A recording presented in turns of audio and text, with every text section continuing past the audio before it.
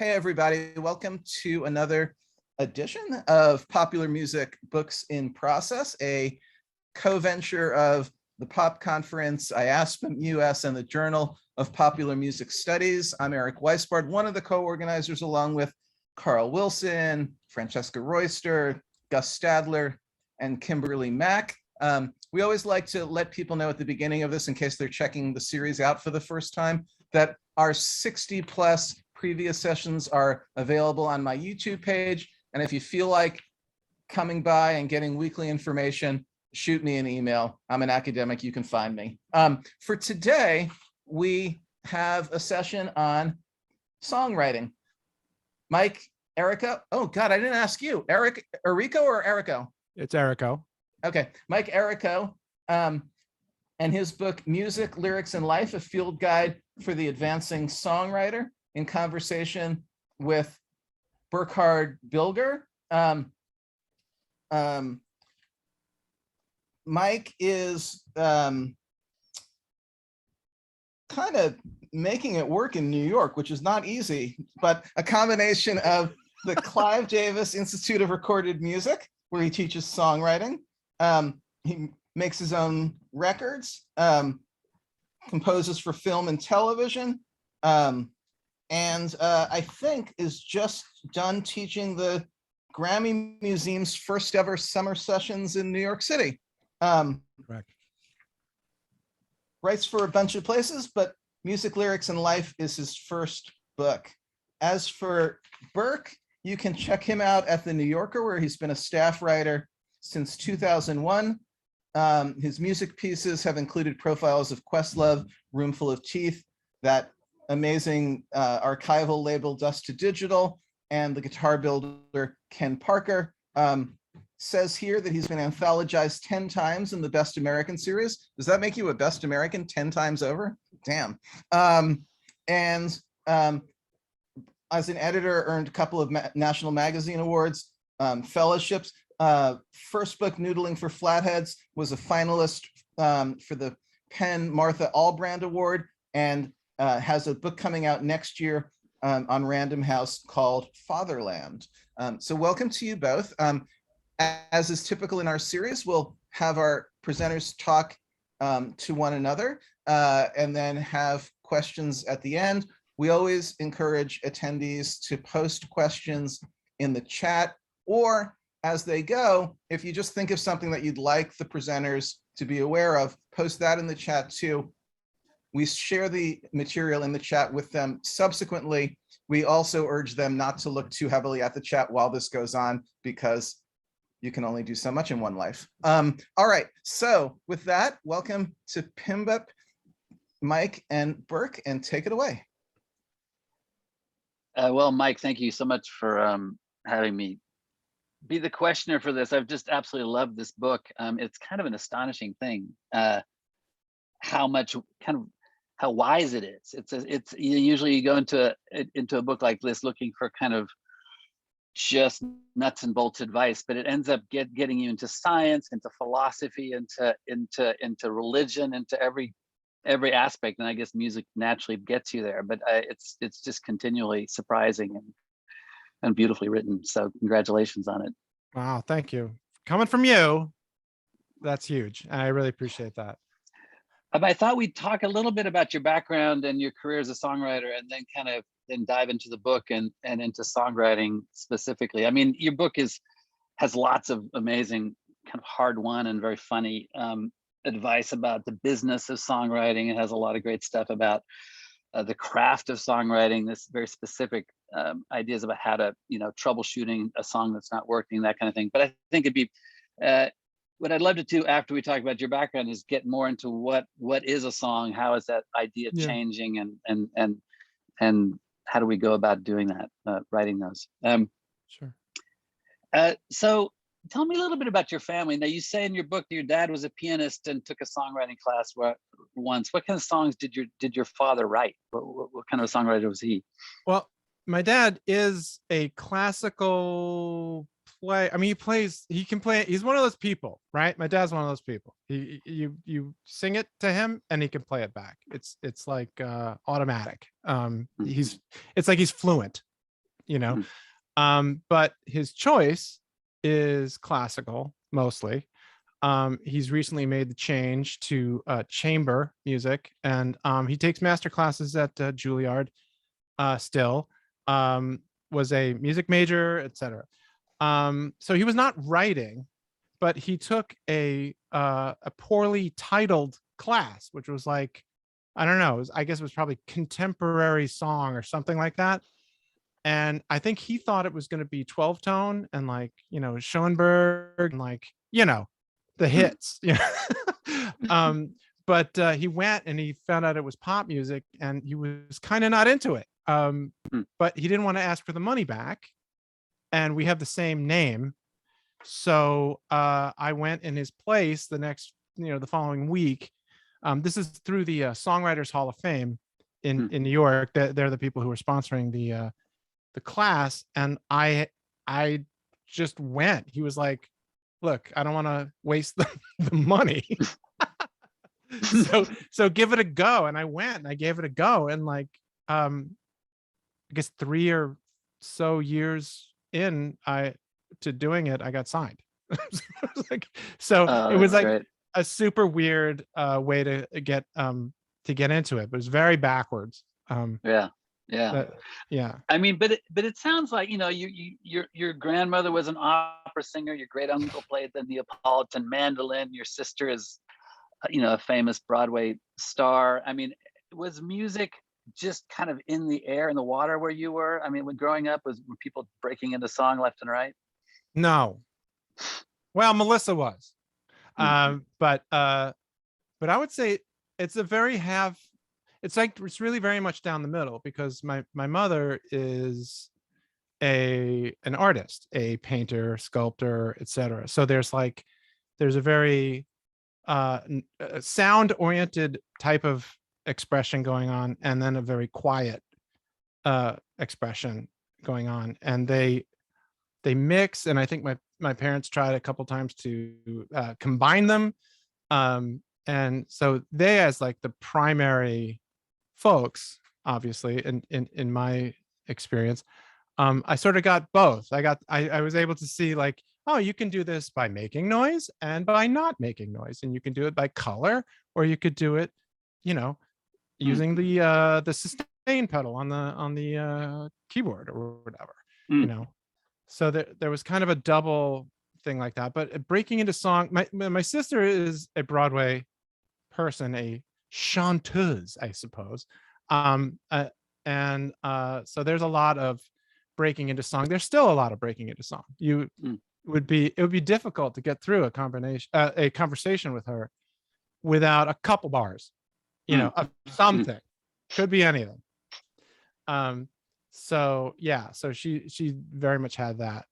I think I was more sort of in the mix between mom and dad.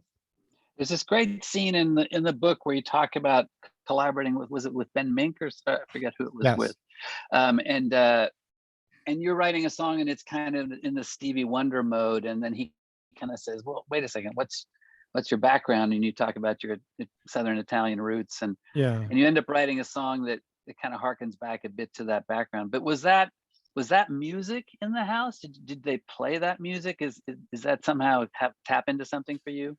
Well, yes, it does, but it's funny. I feel like it's not something that you can really point to. It's just sort of around, and I think it's like in conversation, those snips of conversation that we have, the examples that get used, specifically like when I would speak to my grandmother, the things that she would sing would be Neapolitan sounding or Southern Italian sounding. So they'd be minor and they'd be emotive, emo kind of opera, like she was an opera singer. She sang us to sleep a few times, and that was a disaster because she's lullabies at like 90 decibels is just not, it's not great. It's not very sleep inducing. But those tonalities, I think, were around, and all through her life, she could just get up. My dad, as I said, could play anything, and if it was something Joka Prohibita or whatever, that kind of thing. He could play it, and she would just get up, no warm up, nothing, just 70 whatever years old, and her voice would come from her feet, and it was just like pow, it was really, so it was really cool. But like, we didn't get, we didn't, I don't know. I guess that is what it is to have something in the air or in the drinking water of a house. Right. I mean, it must be a little bit like, certainly kids who grow up in a family where there's a lot of table talk and the large vocabulary just naturally have a large vocabulary. I would think that would be true musically as well. You just have lots of different sounds. Yes. In your ear. Yeah. Yeah. And it's funny because like songwriting is a specific area of music. So, and it's not an area that was really traversed often in the house. I mean, my sisters had many records, but she would do like Sondheim records, or I have a couple songs on a record of hers. And she would combine aesthetics and make stuff like that. So the talk was not like about that was quite a bridge, my friend, or whatever, that kind of thing. It was really more about specific people, or what they bring to the form of theater, jazz, pop, whatever it is. Right. Well, so tell me about your first forays into song. I mean, you took this class, but had you been in high school bands? Had you written songs in your bedroom on your guitar? I mean, what were you doing? Yeah. Well, I think this really speaks to why I teach, because I didn't do that. I was in bands in high school and I was in bands in college, but I never felt like anyone would care about anything I had to say as a lead person or a singer, or as a writer, So I tried to do like this weird double thing where I would be the lead guitarist, but also hiding and also loving being in the band, but not wanting to be noticed, which is not what a lead singer or a lead guitar player does. I mean, they are in the front, they are front people. And I just wanted to sort of be there. And then I just joined 1,000 bands, like when I got out of college, to the point where I had club owners just asking me if I just wanted to sleep over, like I would just sleep over in the back with the Roaches, because it would be easier than going back to home and then coming back the next night in another band. But these bands were not good. They were all bad. And that's kind of how I learned that, like, wow, anyone can do this.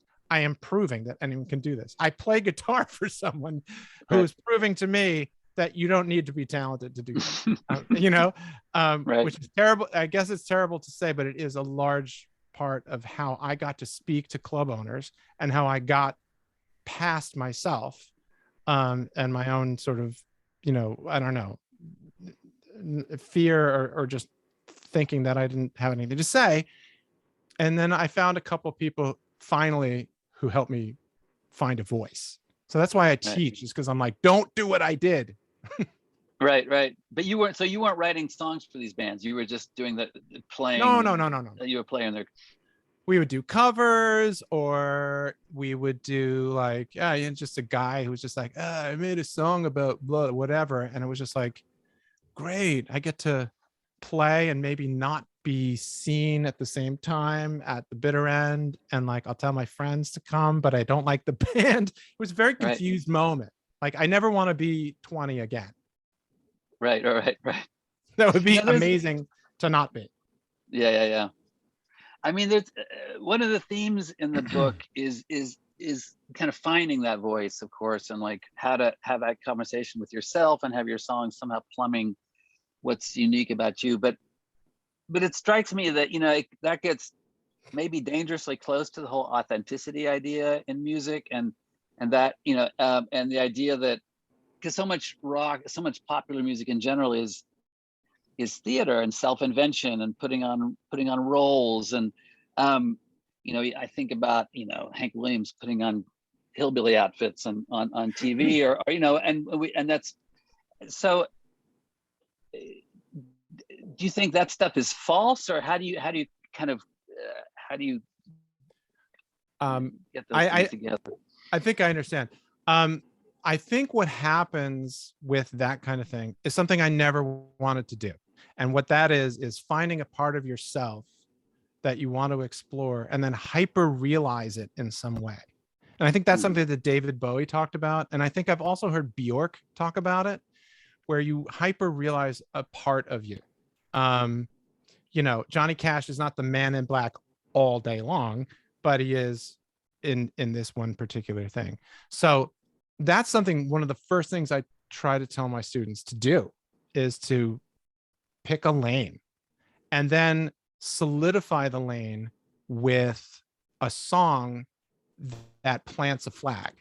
And I call it a mission song in the class, but like we get it all the time. I'm the man in black, sure, but that was a while ago. But I'm the bad guy by Billie Eilish, just bad guy, whatever. But like the way that she states what she is tells us how to listen to her, right? Right.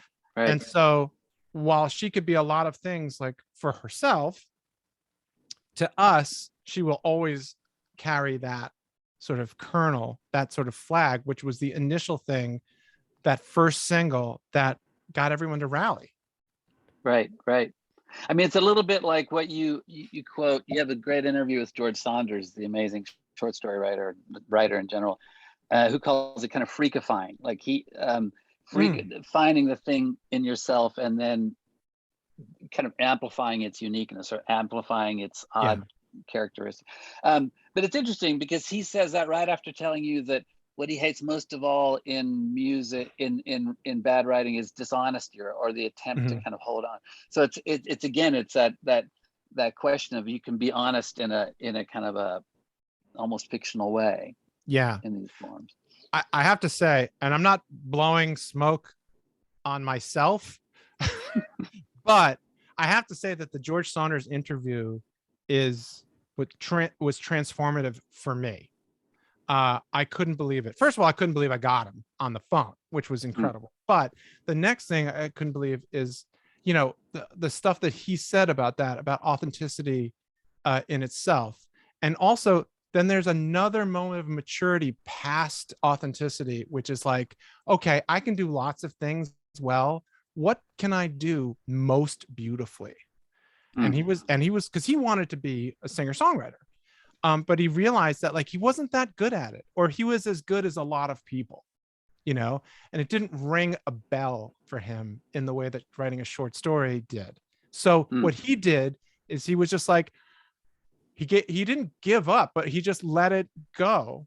And he moved toward the thing that he was the best at. He could be George Saunders at that. He couldn't be George Saunders at songwriting. And that hurt. I mean, he was like, that took a minute.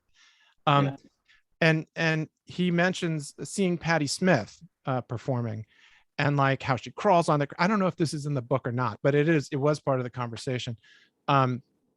She just, the way she crawls on the ground and gives herself over to this like muse, this energy. And he's like, I just don't have that, He's like, that's just not my thing.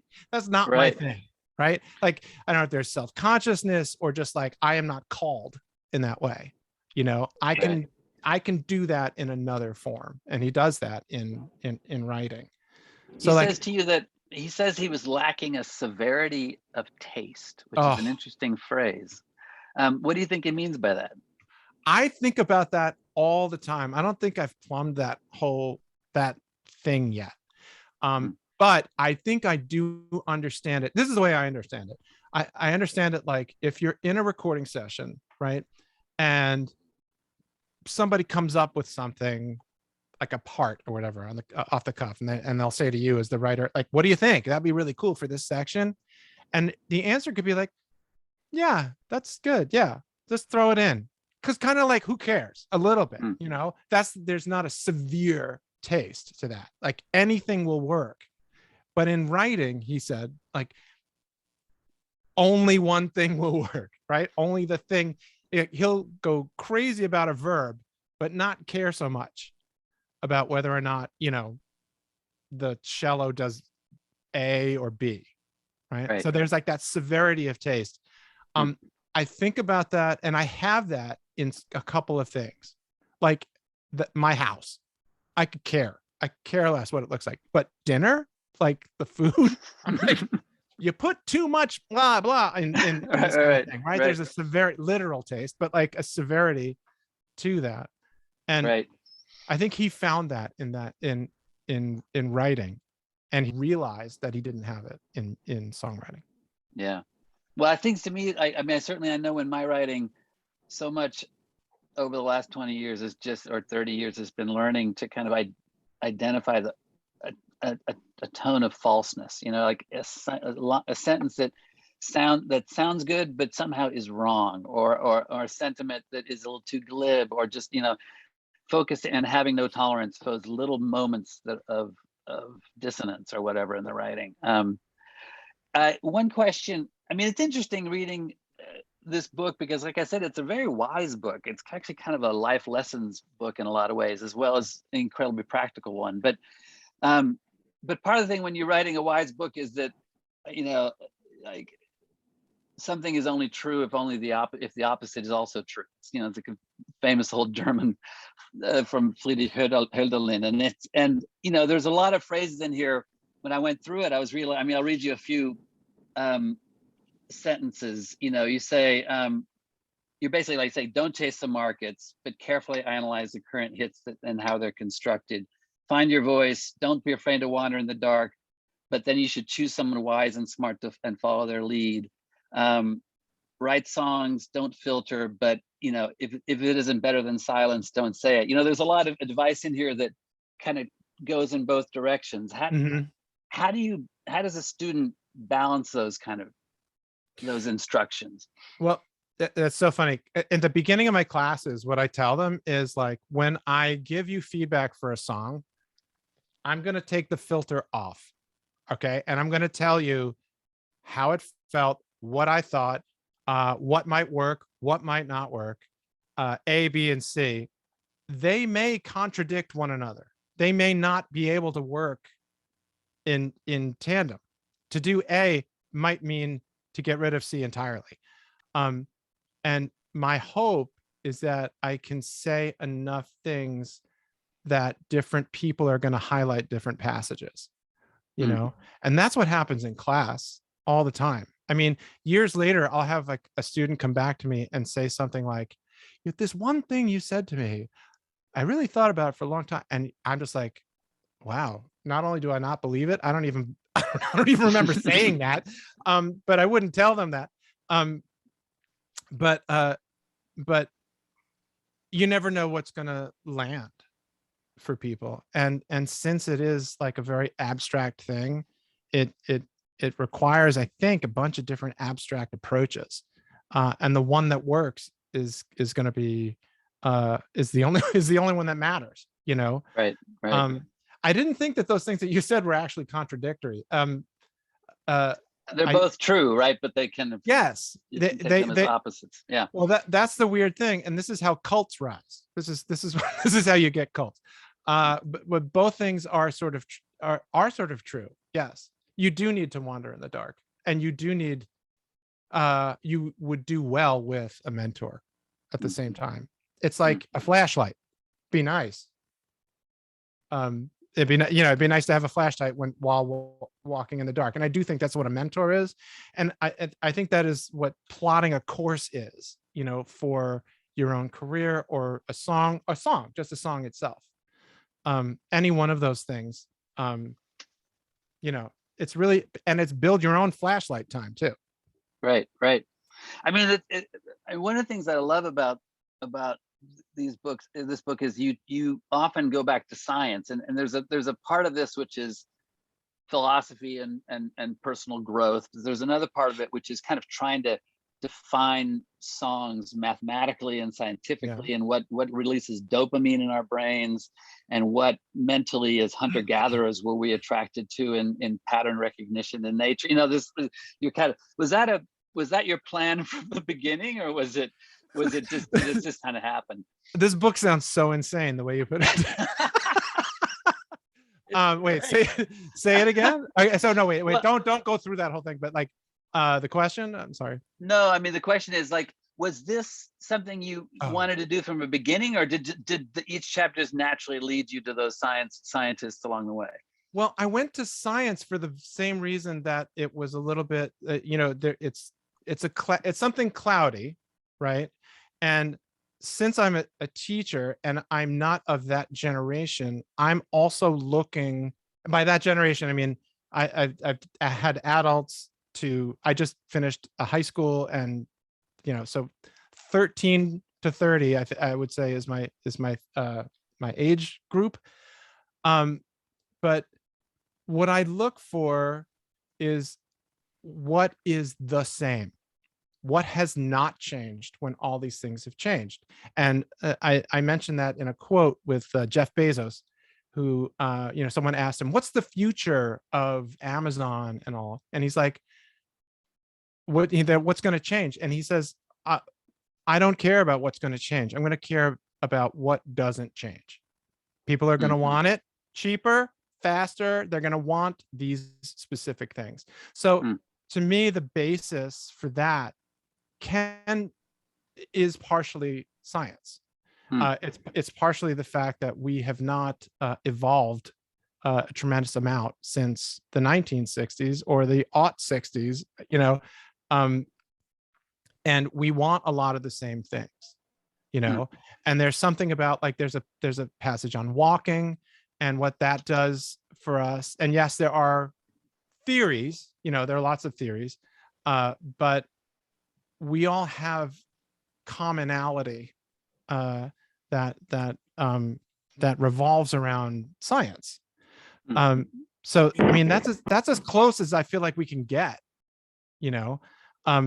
and so using those things as the architecture, it's like an architect using gravity, like, like, I'm not going to talk about what Frank Gehry's doing. I'm going to talk about, this is how we have load bearing bars on, in certain areas.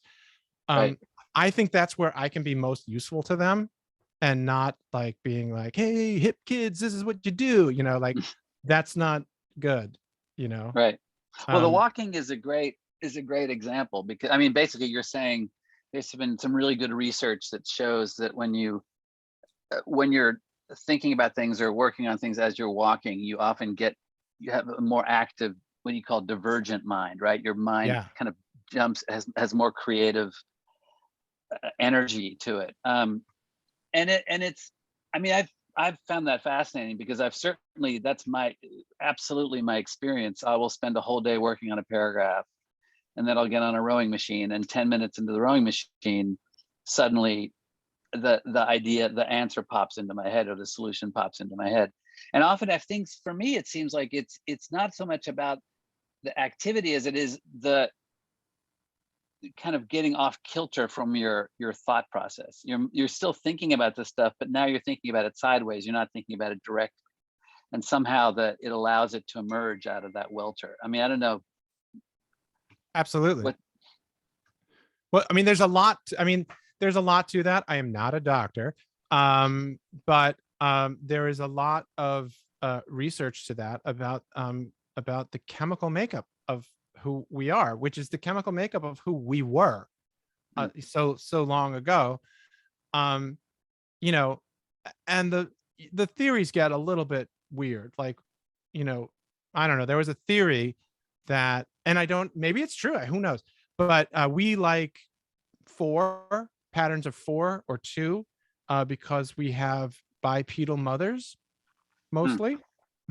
And the fact that they walked left, right, gave us, in the womb, gave us a sense of rhythm from that. I mean, I'm not going to argue that. I mean, who knows? Like, but like, right. This is the kind of stuff that I tried to use as a baseline, so that I can reach an 18-year-old from the wormhole of time on the other end of which I reside, and I do feel like it works, that and also humor, I think, are the two biggest tools in the kit over here.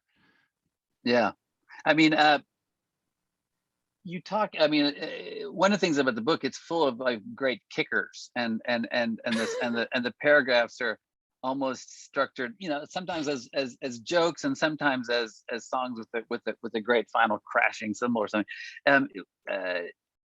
Did you find that your writing is similar to your songwriting that way? I mean, did those connections get made? Yes, actually. It took a while until I found Ani DeFranco, the folk punk folk person. Well, I don't know, whatever. But she's a killer with like final lines, with concluding lines, with like the sting of an insult, or like the drop, the stomach drop of some sort of beautiful insight or whatever. And that's where I sort of went with my writing for a while. But also, I mean, journalism, early internet. I ran Blender Magazine's website for a bunch of years, and it was all about, you know, what do they call it? Poptimism or something. I don't know. They called it something like that. But it was like a real kicker based kind of writing, which was really fun. And I was the copy editor there first, so I was reading all the copy constantly. Then being able to write it at speed. It's speed plus writing, so important, especially for songwriting, but for internet writing, really important. You know, there's no time to think. You know, it's bring the funny, bring the smart, and you know, and hit publish, you know. Right. So it was a little bit like that. And one thing I noticed about songwriters, which I knew, but it came out again, is that when a song inspiration hits, it's like being a firefighter. It's like the bell goes off, you have to slide down the pole, and you have to finish the song, because it will go away. You know, it's just like it's a very fleeting thing. It's a very hot, it's a lightning, I don't know, there's lots of images that can be used, but it's a real hot thing that'll burn out if you don't jump on it. So so a lot of demos, early demos and scratches, are people running away from parties to get into bedrooms or whatever with a guitar that's unplugged, you know, to sketch a couple different things out. And, you know, this operating with speed, I think, is really important. And I think the kickers do come from that.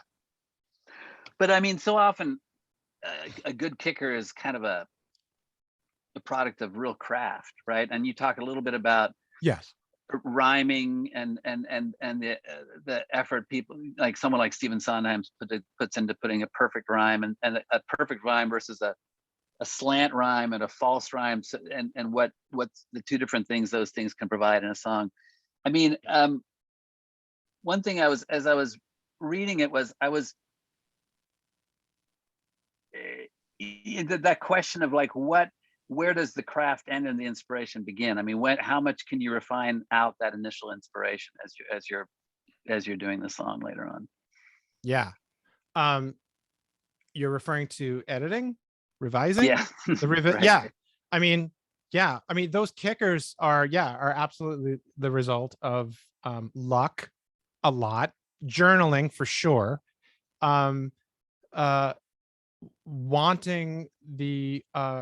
wanting to wrap it up, you know, because students just love that. I mean, people love it, but like students really get it when you can really put it together in a tight package. But just today, high school student was just like, I don't want to journal because it all comes out in this crazy, you know, fire hose of ideas, and it's just unwieldy and everything. So I had to sort of go into revision, and I go into revision sort of a lot in the book, but I try not to use music because I feel like it's going to catch them sideways to use something else. So I used Rebecca Solnit's book, A Field Guide to Getting Lost, which is just brilliant. It was just I mean, crazy. read everything she ever wrote. I don't know. But using that kind of stuff and revising, you revise down to all these things. And Right. people who are used to being firefighters hate revising because they think it has to all be that hot for that long. And that's where the craft really comes in, as you said. Right. It comes in the revision and the time, and yeah, that. I mean, I remember there was a great piece by Louis Menandin in the New Yorker that talked about different composition styles in writing, and and he kind of divided people into two groups. Of course, there's a lot on that, but the ones who, for him, it was the ones who outline assiduously and or who just kind of do a draft and then a second draft and a third draft and keep cranking out these drafts. And writers like him and like me, actually, who their first draft is pretty close to their final draft, who are constantly revising as they go. And I'm wondering if, like, with your students, there must be completely different impulses, among them, like how they get from A to B. How do you know not to impose your own style on them, or how do you know to identify what their best way of proceeding is? Yeah. Well, I think for that, like, it just takes a lot of just being quiet and just listening to them and having them, they'll tell you. I mean, it's really funny. And I wonder what it's like to be a therapist sometimes, because it's like, I think within the first 5 minutes, whoever it is that goes into a therapist's office says exactly what has to happen, what they need to do to change their life, et cetera, et cetera. I know that I did that. Mm-hmm. And I do feel like in office hours, students will give you those kind of gems that will help you to illuminate, sort of in a sensitive fashion, what they could actually use and what they can, and how they can sort of proceed. But there are lots of different styles. It's funny you mentioned this, like, all-in-one kind of thing, because there's a real style of producing vocals where some people will just take the song, and we're done. Whatever happened happened. And there are people who are like, every single line, every syllable of every single line, the intakes of breaths are from different takes than the exhalation of the note, and on, like that. I mean, they tell you. I mean, I think they do. And so you can. What I like to do is I try to, like, be interested in what they're talking about, and then move into a co-write and get them to co-write with somebody who's not like that. And amazing things happen. Right. What was it like teaching these high school kids versus college kids? Is there a big difference in their approach? Or? Well, yeah, there's a lot. Well, first of all, the high school students that I get are in the summer, right? So that says a lot about what they plan to do with their summer, right? Which is cool. The students themselves, like the fall students, have started to get something together. And at the Clive Davis Institute, some of them are really on the way. It's like, you'll go to their Instagram and it's like, oh, they have 50,000 followers or whatever, and so that's awfully it's awfully amazing to watch. These other students, though, they are certainly on the way. They're on the come up. They're funnier. They're more open. Like, by the time they get to Clive, it's a little bit like you have to pry them a little bit. They clam up a little bit because they're a little bit more self-conscious, because I tell each and every class, high school or college, you could be sitting in the room. You would be Paul Simon to that person's Garfunkel. You could, but also you could be in the room with your bass player or your booking agent or your, manager or whatever. For high schoolers, they get excited about that. For college students, they're like, whoa, I better only put my good songs out in this class, Right. Which is antithetical. It's antithetical to this. What do you think, like, for that, say, for the Clive Davis students in general, but what's the piece of advice that has the biggest effect on them? Is there, what do you end up listening to their songs later on and think, man, that's something I helped teach them, or that's something they learned in my class? I mean, I think for any teacher of writing, it's when you see something with the maximum amount of stuff in the smallest bag possible, you know?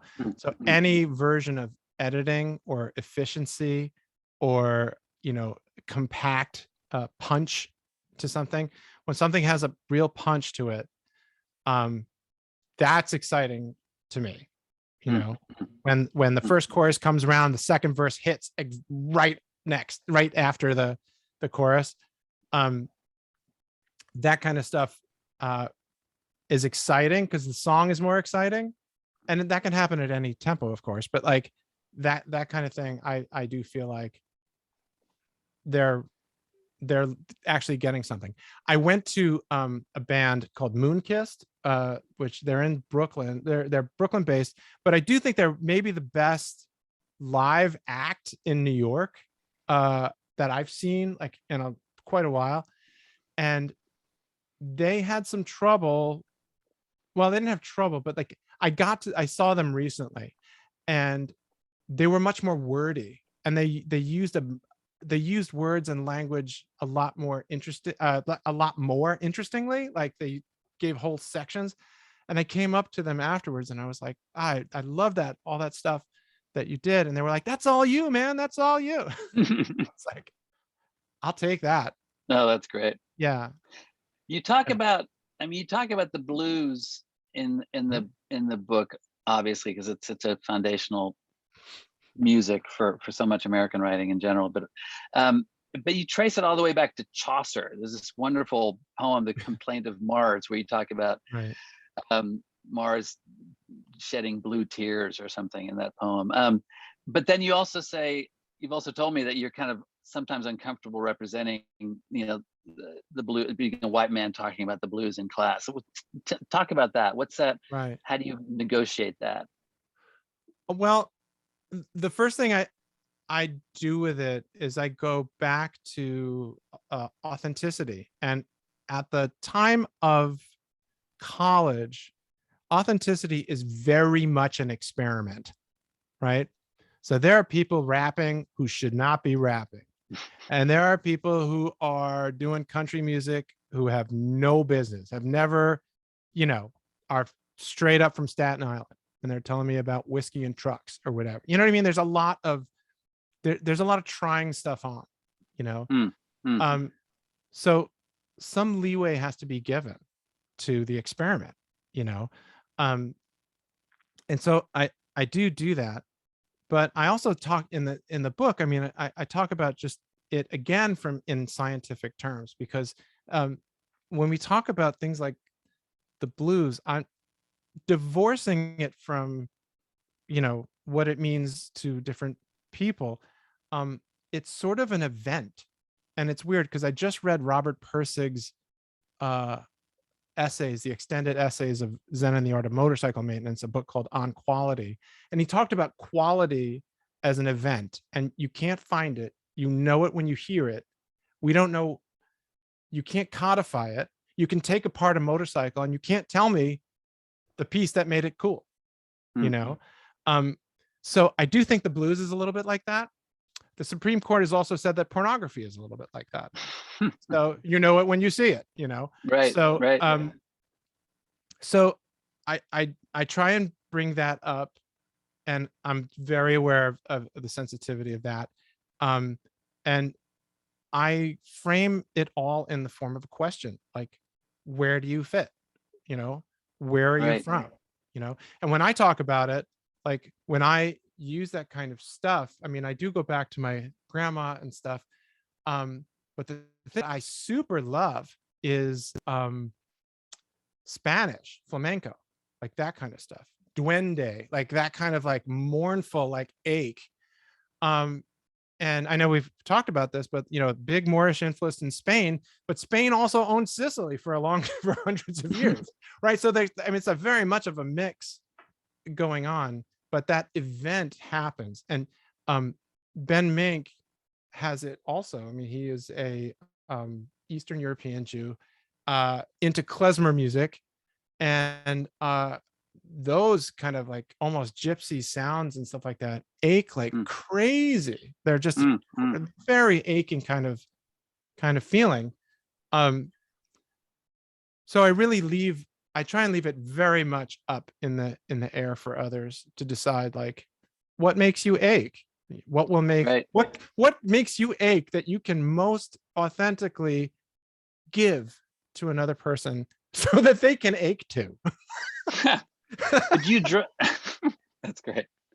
But do you draw any hard lines in class about cultural appropriation? I mean, your music is such a hybrid form, and in the book you talk about Louis Armstrong growing up in a Jewish family to some degree and having some klezmer in Black and Blue, and of course we think about like some Nigerian soukous, which has kind of chimey American pop in it. You know, like where do we? How do we draw lines about appropriation when you're talking about songwriting? I think that appropriation is a question. You know, I've never really had like an issue with it, except in one class, in one specific instance, and it was in parody songwriting. Parody, YouTube began in 2006, and it was a very sort of sidebar kind of music, parody songs, Dr. Demento and like Fish Heads and, Weird Al, sure, he was the breakout, but that kind of thing was going on. And it's in parody that some students bristled, and it was actually a couple of SNL skits as well, of no real note. It was like there was like some Adam Sandberg kind of stuff, but people found it wrong, even if regardless of what they wanted, whatever, regardless of what their intent was. I mean, not that I know Andy Samberg's intent, but you weren't drawing the lines, the students were. It sounds like they were the ones saying that's not okay. Yeah, I definitely don't draw. I try not to draw lines. My line is go as crazy as you can, and the feedback, be sensitive to the feedback. You can do anything, but that does not immunize you from the result of what you did. Right. So there have definitely been some iffy songs. I mean, you're a college student with an endless leash. You can imagine things that they can come up with. And my thing is not what you did, is does it work? And if everyone universally freaks out that you were the worst person ever, I think the writer has to take that into consideration. Right. Right. I've never had to stop a song. Yeah. Like that's never happened. But I do worry about that.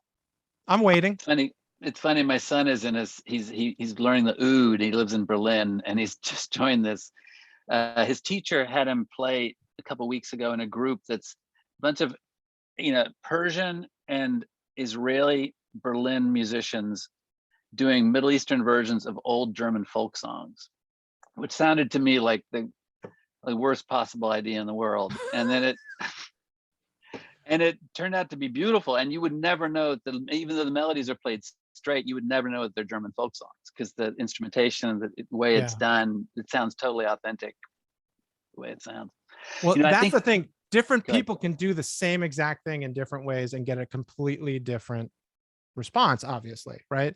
The way the same song, even at a different tempo, becomes a different song, different key, different song, different intent, with same lyrics, everything.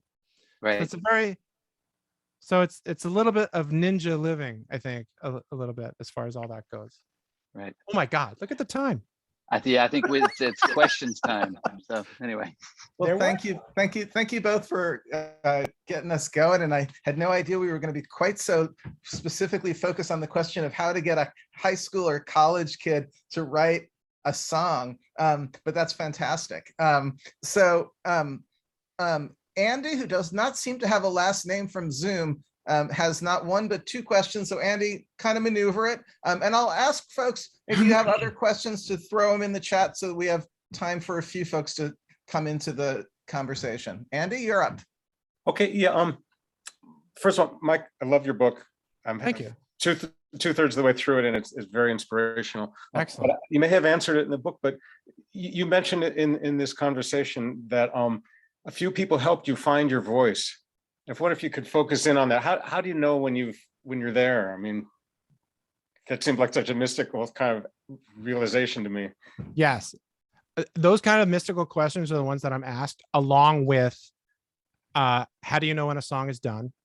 Can you teach songwriting at all? What do you do for a living, you fraud? Things like that. But as far as finding the voice, that it's the same as finishing a song, as finishing all those things.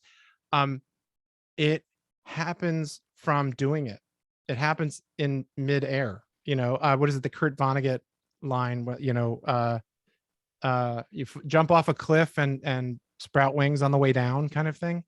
So I think there was a lot of that, a lot of trial and error. I think a lot of the trial and error does happen early on. So I don't take a whole lot of the students tremendously seriously sometimes when they're, you know, when they're hell bent on something. It's like a more, we'll see, you know, kind of thing.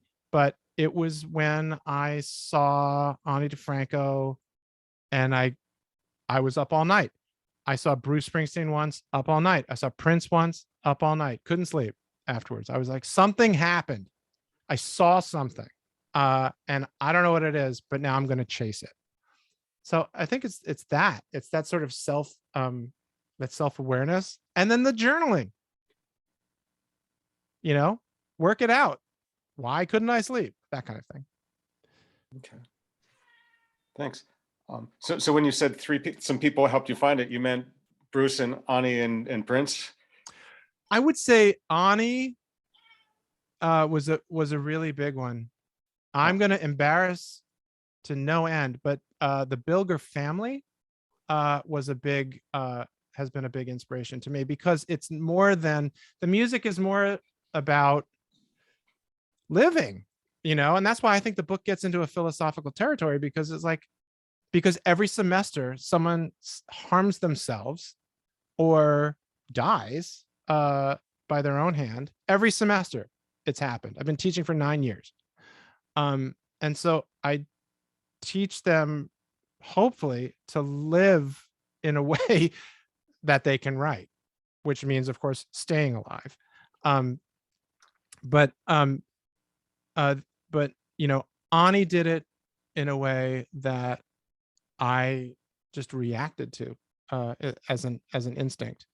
The Bruce thing was crazy. It was a video shoot, and he just walked out with a binder of his songs, most of which he can't remember, and he put it on the stand, and it was the video shoot for Murder Incorporated, and he was like, look, we got to play this song a bunch of times. In between takes, call him out. I'll play anything. And he opened this tome, right? This 3-ring thing.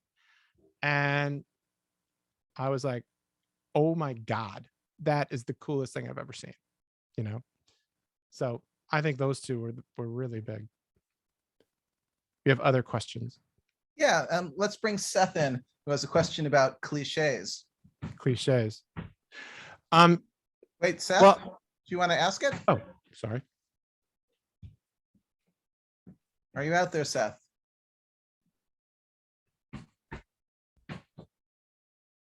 I can read it. Oh, there we go. Yep, that was Franklin. Seth Showalter? All right, I'll read it. The question was, thoughts on cliche in songwriting. pros, cons? Yeah, sorry, I'm unmuted now. I couldn't figure that out. Thanks for taking my question. So yeah, I'm a songwriter, and I think about, I don't know if the cliche is the right word or trope. Yeah. But these sort of like, think of Bob Dylan, how he sort of took the riding the rails kind of stuff, and then there's been so many poorly done, like I'm Bob Dylan and I'm riding the rails or singing that kind of hobo thing. Like, but I've heard him make it work even in his older years, where you can kind of play with that trope in an interesting way. And I just wondered if that's something you teach or think about at all. I do think about cliches, and I read a book, Writing Better Lyrics by Pat Pattison, who teaches at Berkeley. And I think he just, in an offhanded way, said cliches are other people's licks, you know? And in the blues, you hear the same licks over and over again. And maybe that's good because it establishes genre. And maybe it's bad because you are not making anything up. You know, you have practiced the line and now you're doing it.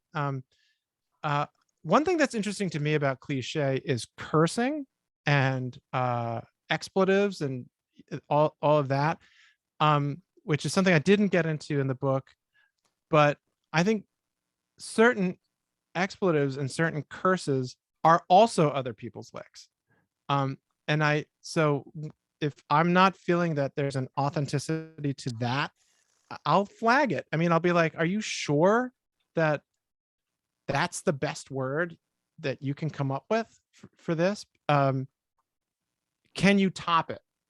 You know, and for cliche also, it's like, what's the pro con of using that?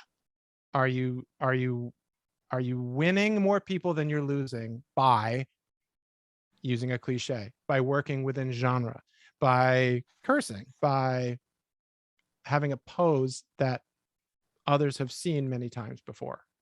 I try to keep it in the question, you know what I mean? Because like, I want them to come up with their answers. But sensitively posing the questions is really where I can do the best work for them. Cool, thanks. If you don't mind, I'll ask a follow-up. Well, not really a follow-up, but another question. I am currently, I have in my notes on my iPhone, I have probably 1,000 couplets, and I can never finish a song necessarily. Any advice on that? Like pulling those together or? Yeah. That's a common condition for one. Some people say, like, if you put a couplet into your phone and it doesn't bother you or you don't retrieve it, it might not be worth it.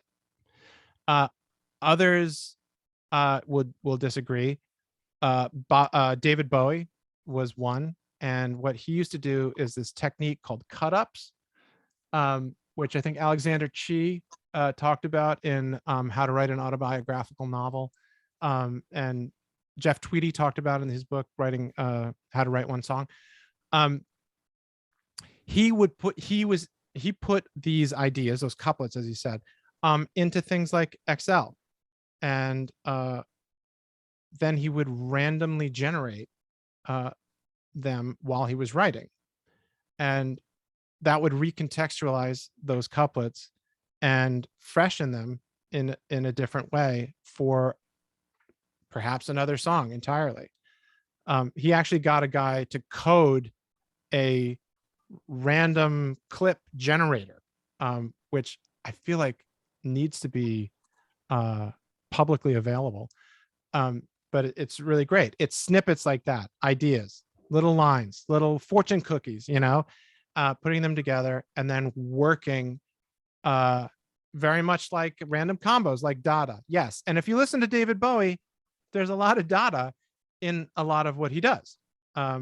Same with people like David Byrne, who I know, Burke, you have interviewed in the past. So maybe that takes us into Franklin's question. Franklin? Yeah, hi. So I'm asking this partially because I'm sort of, I have a kind of nostalgia or a fantasy that if it were still the case, that you could sell songs from very simple demos, like, an acoustic cassette and sell a country hit, or from just from a lead sheet or something like that, then I would be successful. But I believe that with changing production techniques and changes in genre, a lot more is required of the working professional songwriter in terms of what level of technology a demo is likely to use, and also how those techniques affect writing itself. So I was wondering what changes you've seen. We seem to be around the same age as a genre. So have you seen that change in your own career, and how do you negotiate that with students who want to work in various in different areas? Sure. Well, commercial music, by commercial music, you mean commercials? No, Or I do you mean mean commercial like music? a chart, Oh yeah. being an Okay. outside writer for Okay. for country or chart pop Cool. kind of. All right. Yeah. Sure. I mean, because I've written for Dunkin' Donuts. You know what I mean? So Sure. that's a different commercial. But commercial music has gone through a couple of different changes. As maybe I don't know, but the songs have gotten shorter. Songs have gotten the titles have gotten shorter, and they've gotten a lot more narrow casted. For better or worse. There's a section in the book about melodic math that describes what Max Martin and Dr. Luke were doing, but also what they were doing in the 17th century. So it's not like a huge departure. But I think what you're talking about is more like getting in the door, which is not a music thing. That's Right. a networking No. thing. I mean getting in the door in the sense of, like, does anyone get in the door without a digital workstation? Yes, they can, but the concept of the demo, as you were saying, I think is dead. Okay. And the reason why it's dead, that doesn't mean that you can't get through with like a guitar vocal. You can, but what happens generally is someone with a digital audio workstation does not know how to operate it like a pro. And as they say, no one breaks their leg on the bunny slope when you're skiing, or the double black diamonds when you're skiing. It's the blue trail. It's the intermediate place where the blood is spilled. And so it's the same case in digital audio workstations. If you're only good at guitar vocal, only do guitar vocals. Don't put in the string section and everything else. And the great thing about everyone being able to do this is that you can hire out people, right? And you can hire them for not a lot of money. I mean, the bar is very low now. And not only that, you don't even have to know people. There are places like soundbetter.com where, I mean, you can get the drummer who played on Jeff Buckley's Grace to play on your song. You may never meet him. It doesn't even matter. You give him a guitar vocal, he'll play the drums. He lives wherever he lives, and he sends it back to you. And you're like, oh, hi, Matt Chamberlain's on my track. That didn't happen in the 70s. I mean, you know what I mean? Like, so that's actually a great thing. If you don't know how to mix, there are mixers, right? So farming that stuff out is good. It's when you are stretching yourself beyond your capabilities in these things that you can hear it, So that's the only danger. I tell my students, just guitar vocal, just forget it. You can spend 6 months tweaking a snare drum if you like, because you're not paying for the studio time anymore. How about writing another song instead? So if I could follow up on Franklin's question, Maggie Rogers, the Clive Davis Institute's famous alumni, Yeah. was just profiled in the New York Times. And one of the things she mentioned in the story, if I remember it right, was that for each song she was working on for her current album, she created what I think she called a mood board, some Yeah. kind of emotional mood board that was meant to help her understand how to write the song in relationship. Yeah. And that struck me as something that was maybe different from how songwriters would have worked previously. Although if I'm wrong about that, please let me know. What do you make of the mood board and that aspect of songwriting now? I think it's one of those, again, it's one of those things. Maggie is a former student. She was in my class. She was not doing what she's doing now. She was like banjo gal. She had a necklace with an elk's vertebrae on it, you know, and she was doing that kind of thing. So what I try to tell them in class, and it's in the book as well, is to paint a target. You know, sound and music is very chaotic. I mean, it's like anything can happen. It's not 3D chess. It's way more dimensions than that. So having a target to shoot for ensures that you might be able to hit something, even if it's not that particular target.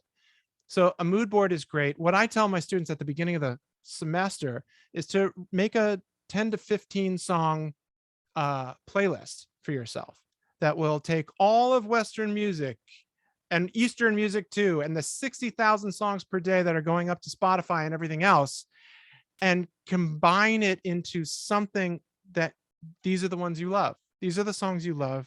This is the party of songwriters that you would love to be invited to. You would love to have a song be part of this world. So within that world, that to me is also a mood board.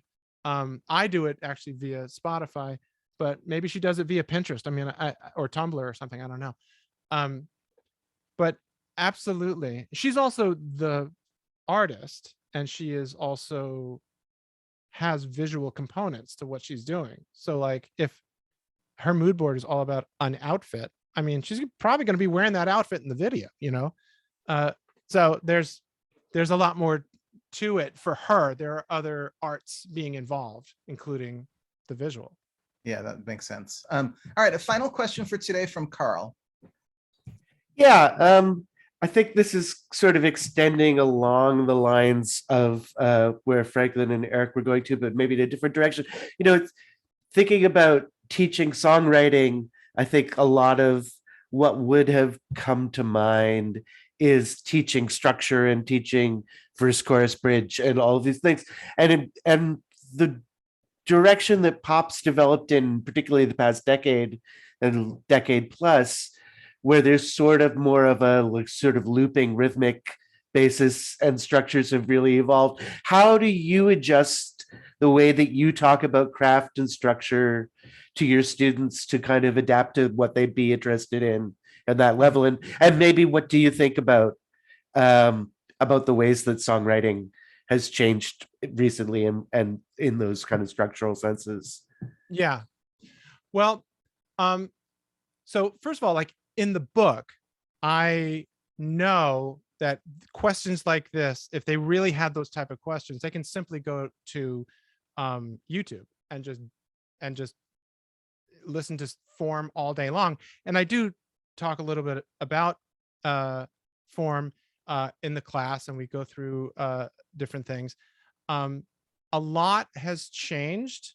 And again, what has not changed? What has not changed is the listener, which is us, and the chorus, which is the thing that we take away from the song, right? Or the hook, the earworm, whatever.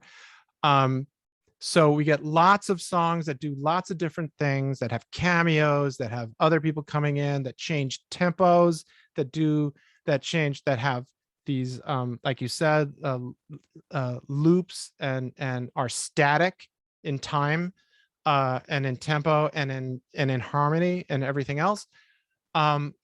the chorus does not go away and it doesn't change. I mean, that's the thing. And the reason why is because we love the puzzle that we get to solve, which is, how does this song go, right? It's like the alphabet. The alphabet is always in the same order, right? If we were to try to teach the alphabet and change up the letters every time, it's going to be a problem. And that's why choruses have the same words, the same cadence, the same all of that.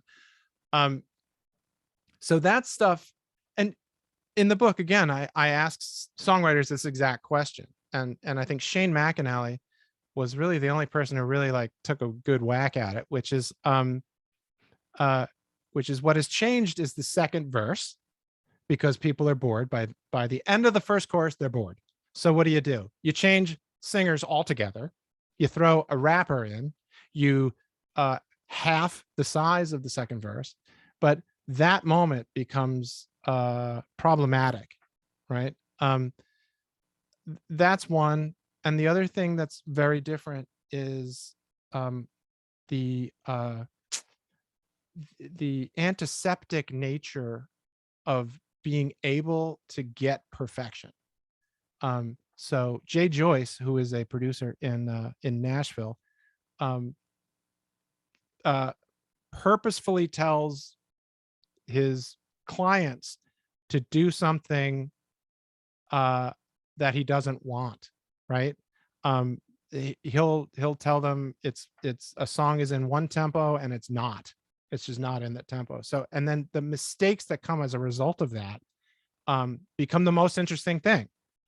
And all my students and all these writers who are in these like air-conditioned rooms with a grid, which is another new type of thing, and a static series and the ability to perfect everything, that's what gets, that human element is what gets lost, you know?